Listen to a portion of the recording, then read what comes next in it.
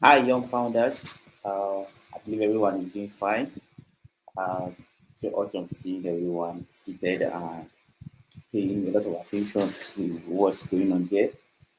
Thank you very much, Mr. Sad, and the entire organizing team for inviting me to this edition of the Young Founders School. I so appreciate it, and I'm looking forward to sharing a lot of information and ideas here to everyone seated. Um, for this program. Sorry, I couldn't make it over to Yola, but I'm very sure I will be able to have a good time while I'm still here. Okay, my name is Japheth Johnson, and I'm the CTO and co-founder of Biconda. Also, the founder and instructor at Open Academy. I'm currently in Abuja, and today seems to be an awesome day. My very good friend, Mr. Saad, I was in Yola at April, and we were able to go around some pubs and places in Yola. And I want to really appreciate you for all you are doing. By the way, I'm from Yola, from Adamawa State too, and I'm from local government. I'm chill by my tribe. So I really appreciate this opportunity to see how to impact my fellow brother, my brothers back at home, and I'm very sure today is going to be an awesome one, and we're going to do great things. So I'll be sharing my screen. I'll be looking up my slide so that we'll go ahead quickly with the presentation. I don't want to take too much of our time. I know we have a lot of speakers and a lot of activities for today. So I'm sharing, adding my screen. All right. So young founders, thank you very much for having me once more. As I said, my name is Jeffrey Johnson, and today we'll be looking at how to evaluate startup ideas from spark to success. All right, and it's very important for us to understand this because most of us we have what it takes to be out there and create good products, but most times we might not really understand what investors or what the entire public is looking at. I'll start with this. We need to stop dreaming and start doing. See, most times we are always stuck with the idea of our imagination, like this of the imagination. So most times we're just imagining a lot of things, and it can limit us from going out to explore what we can do. All right. So, like Mark Zuckerberg will always say ideas never come fully formed. You have to keep working on them. So, most times the ideas you might have are not really uh, be such big ideas that you are already dreaming, or it might come in a little um, droplet. But when you begin to work on it, you begin to see how it expands. So ideas never come fully from, and I so agree with that statement. But when you continue to work on them, you begin to see how big they can become. So let's stop dreaming, guys, and let's start doing. Like just like the way Tinubu said, let's hit the ground running. So we need to stop dreaming and let's start doing more of the activities out there. All right, so a little bit about me. I have 7 years of experience in blockchain, cryptocurrency, NFTs, on-chain analysis, and smart contract, building smart contracts. Uh, I have a BTech in computer science. I'm a graduate of Fulpina. I finished from computer science, Fulpina.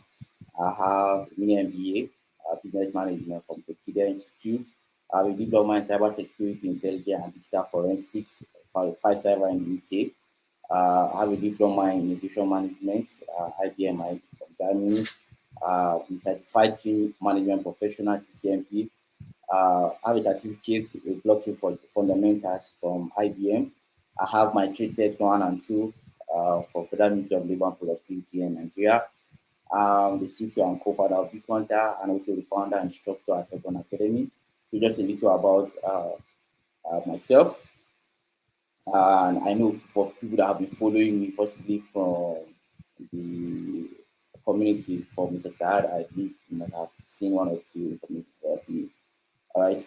So that's just a few things about me and some of my qualifications I already have and certification that I have.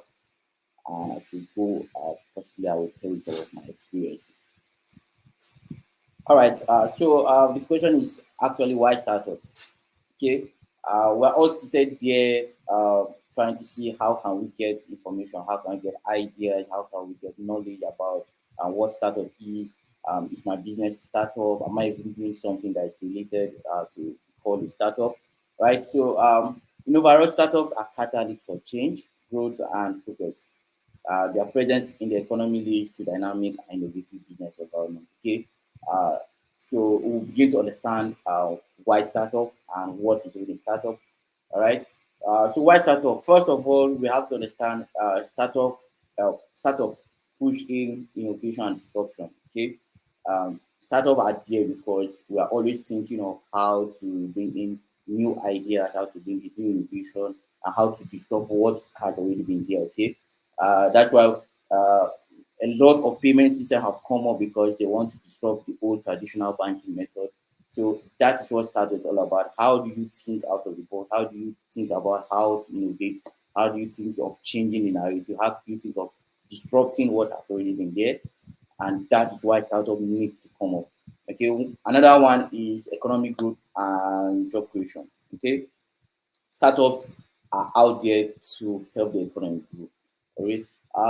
A lot of funding that came in for to Nigeria for the past 3 years were actually through startup and more especially fintech startup.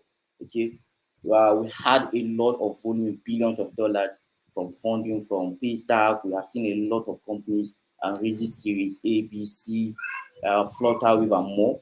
So they help the economy.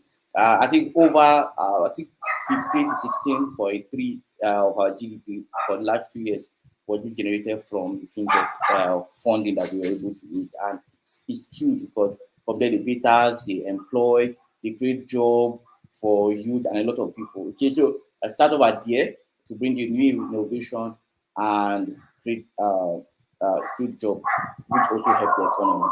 And second is investment and funding.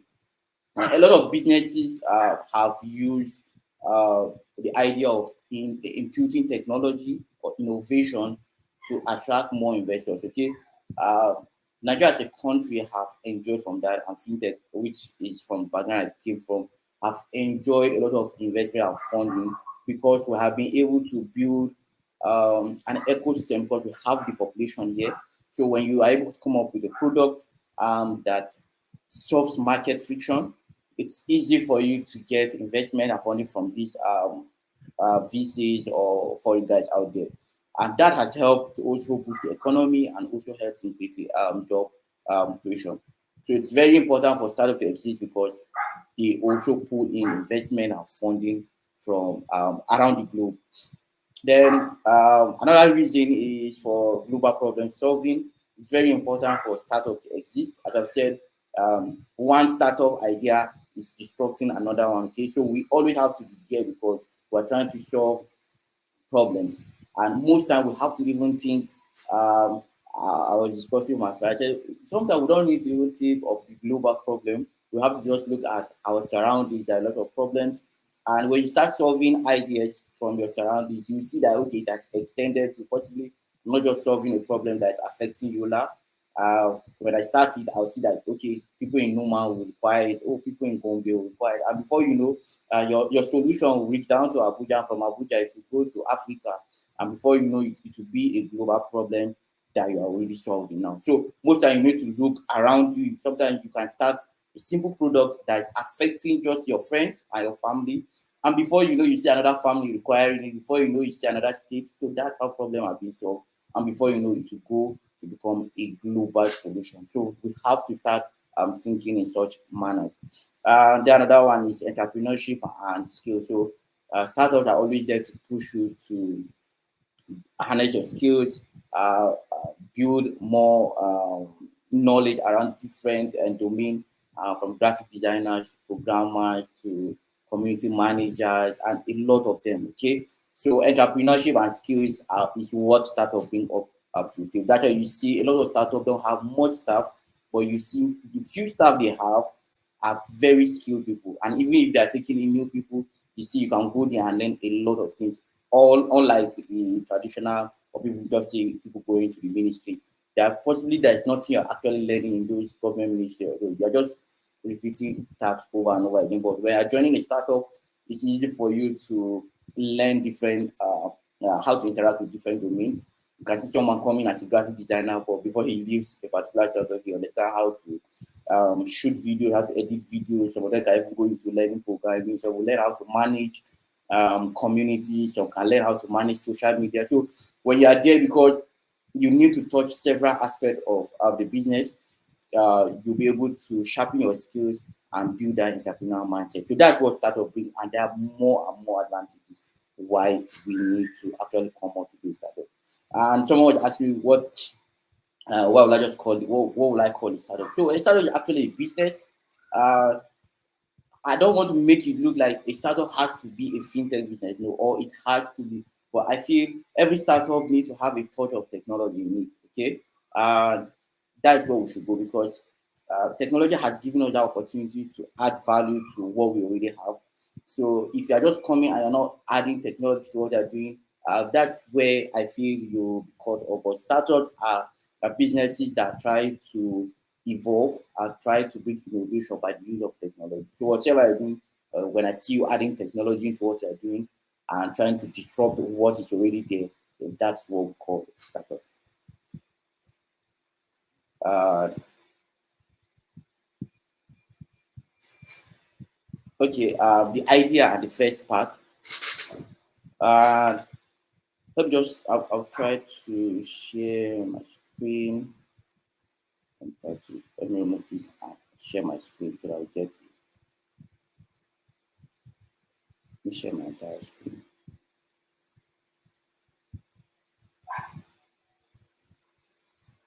All right.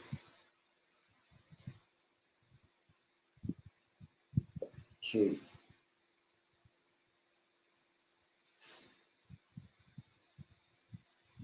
Okay. All right.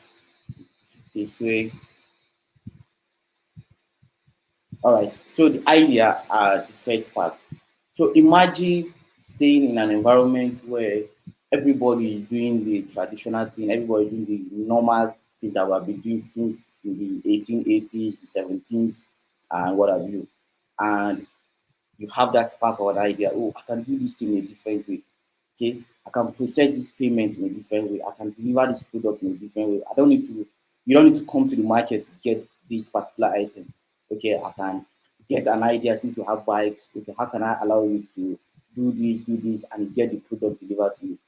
So the first part actually comes like a life. Some people get this possibly when they are gisting with their friends.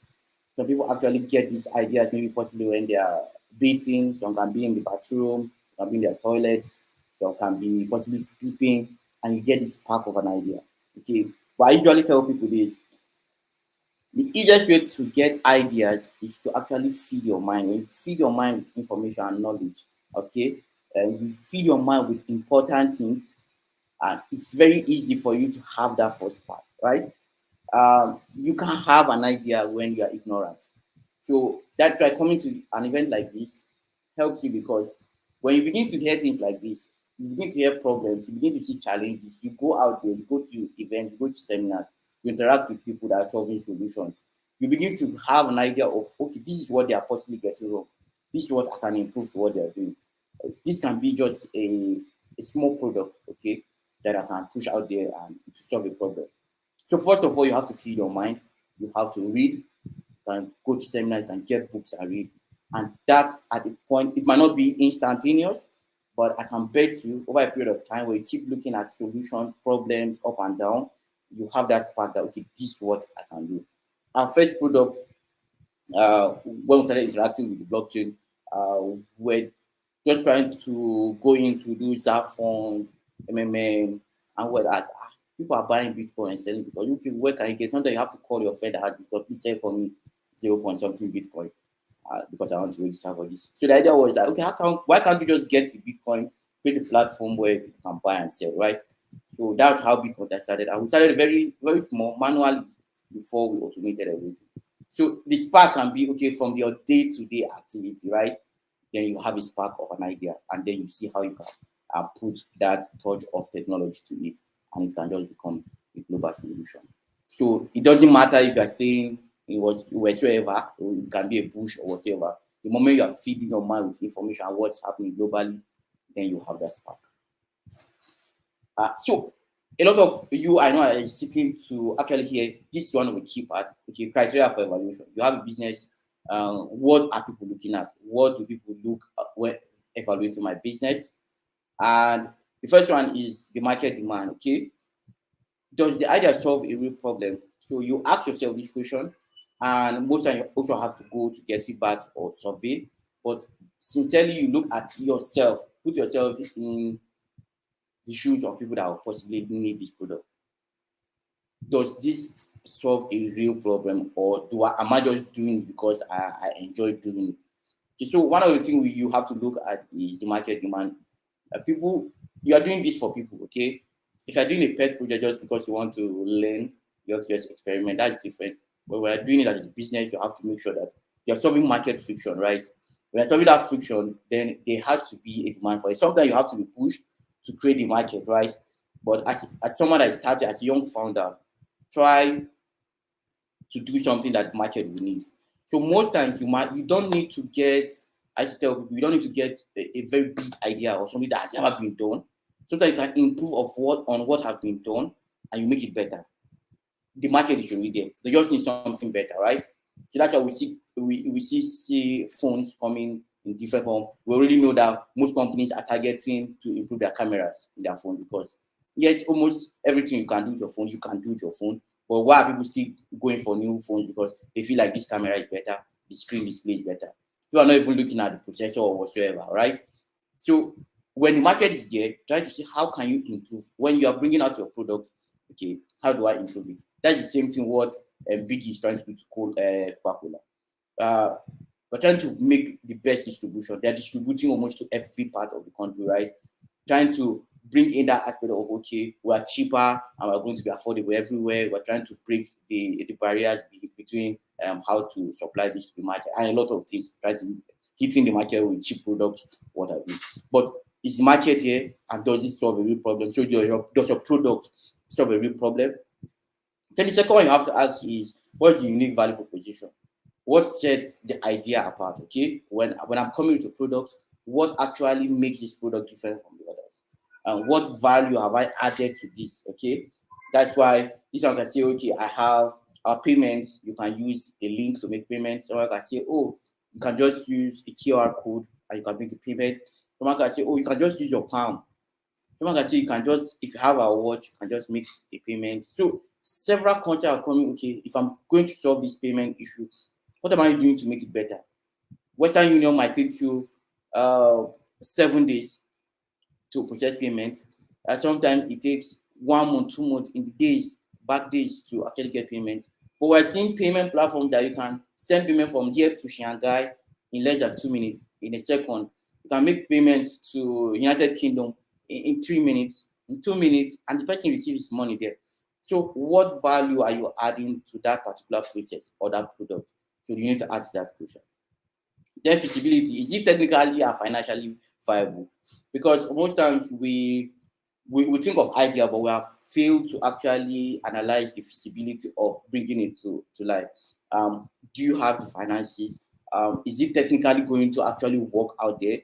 Are people going to even understand how it works technically? So it's not just about bringing the product, how easy it is, and how can you be able to even circumnavigate around funding it and even making it work. So you have to look at the feasibility. How will I work on it? How will I create a team? How will I create the MVP, which we're going to still discuss about, and how do I deploy it out there? And how can I be able to support it technically? So all those things are things that you have to look at. What's the feasibility of bringing this idea to actually a product? Then passion. Does the team believe in the idea? Yeah, so passion is very, very, most times they said when you have money, that's when you truly see your passion. Most of us that are into tech, they said possibly when we will make a lot of money, we'll know that, oh, maybe our passion was in farming, or possibly in real estate, or possibly you just want to go to the moon, or you want to go and sing Titanic wreck. So your passion, you have to ensure that, okay, do your team also share the same passion what you have? Okay, passion can actually change. I usually tell people passion can change. It's just a matter of time. But currently, what you're trying to solve, is it at the point of you are trying to push in a real solution out there, and you see that this is something that you want to do. This is not something you are just trying to do just because you want to solve, but you are trying to solve a real time solution. When you take care of a good business, you said the business will take care of you. So you need to ensure you have a good team around you.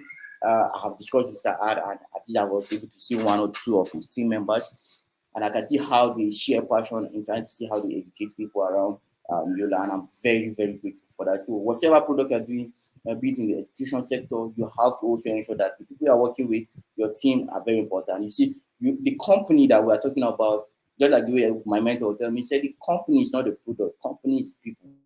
Okay, people come together to build a product. So that's a company of people. So you need to ensure your team share the same passion with you.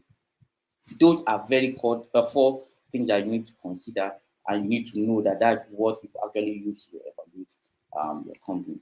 So let's look at some examples. A lot of us, I don't know, but I don't know if you'll have Uber or Bolt, but example of these companies, they came in to solve the market friction. So most times you want to go out and you don't want to go to the main road, or you don't want to go to the bus stop. How can you book a ride from your home?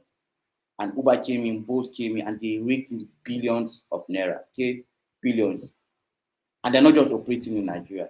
But how do we solve this friction that a lot of people want delivery at home? Okay, now we can send the driver to come and pick you from your home, right? Uber did that, both did that, and we have a lot of car hailing systems or products or services that are out there. Airbnb, that you can share accommodation space with people. You can have your apartment, and people can actually come and book for rooms without actually needing to go to the hotels. Very comfortable houses, and Airbnb had provided that, and a lot of people are also looking at how to provide that locally. So imagine you can have such setup, and possibly see how you can provide security and provide people with access to having access to those rooms. We have seen OP, I believe OP has also spread around every local area of Nigeria, how they have provided a lot of people with bank accounts. You can see Aboki, you can see uh, just several people, Miss Suya, having bank accounts now, which is so interesting.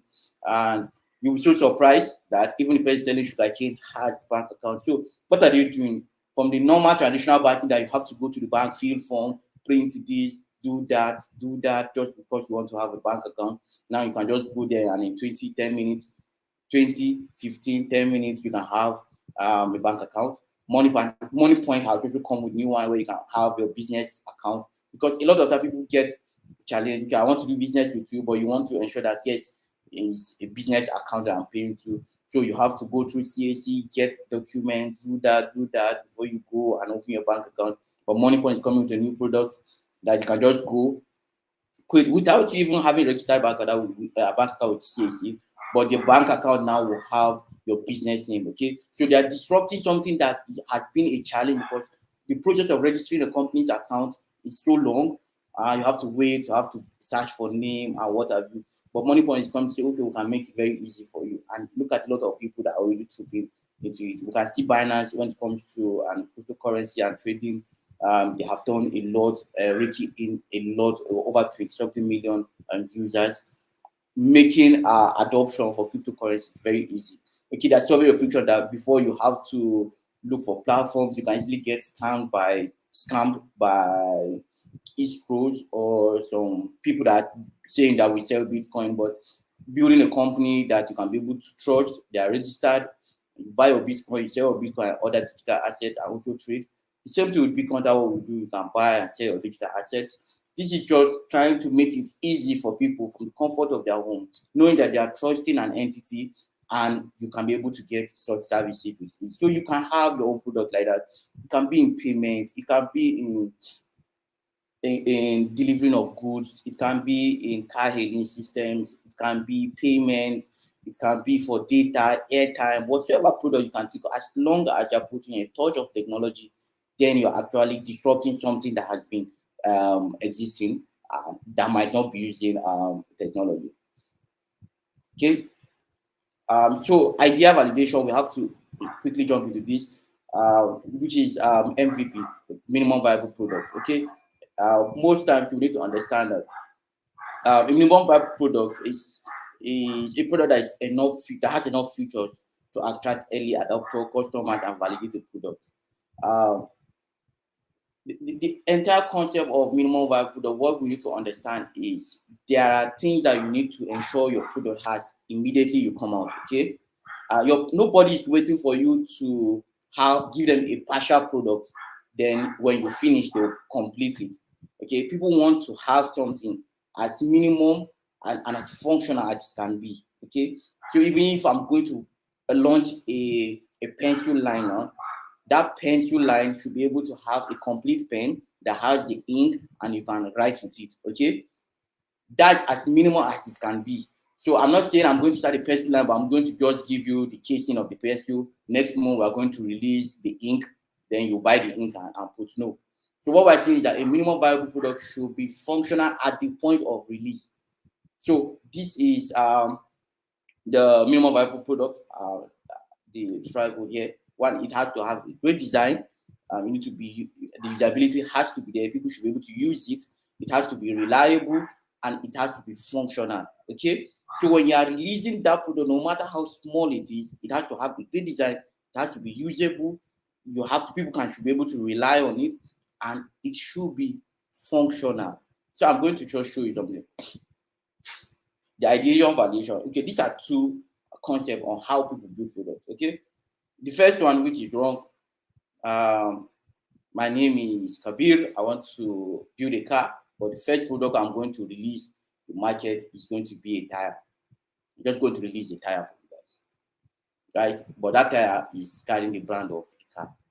And after 2 months, I'm going to bring the chassis. I'm going to attach chassis, and then I'll release it also. Then in the next 3 months, we're going to do the body of the car that you can attach to the chassis you have bought. So now we have chassis. I remember last 2 months we have released uh, tires. Then in the next 4 months, after the third month, the next 4 months, we're going to have every other accessories that are ready for you to couple your car and you can drive. So, but first, remember we have started with just car tires. Then we had chassis and connected the tires. Then we released that one. This is not what we're talking about. Okay, you have to make sure at the first instance. But this is what we're talking about here. At the first instance, what do we have? We have a roller that you can stand on that has a tire. It's just like a skateboard, right? We already have a skateboard. So I'm starting a company with a skateboard. But my vision is I want to build a car, right? But I have a skateboard. That's the first move. So everyone can buy my skateboard and you can roll on it. It can be just a skate. It has its tires. You can put your child on it and push.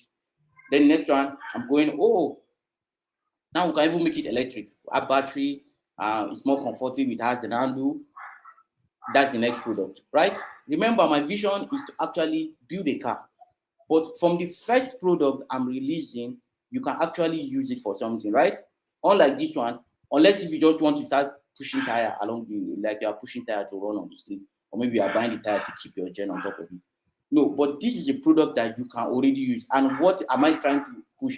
I want to actually build a car. Then the next, you okay, now we're going to make a bicycle.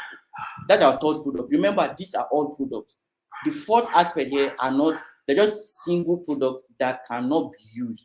But these products in the second part here, we have a bicycle, we have a skateboard, we have the bicycle, and we can push further. We're doing a motorcycle now that is electric or that has batteries, or you can actually use gasoline on it. And the next one, we have built a car.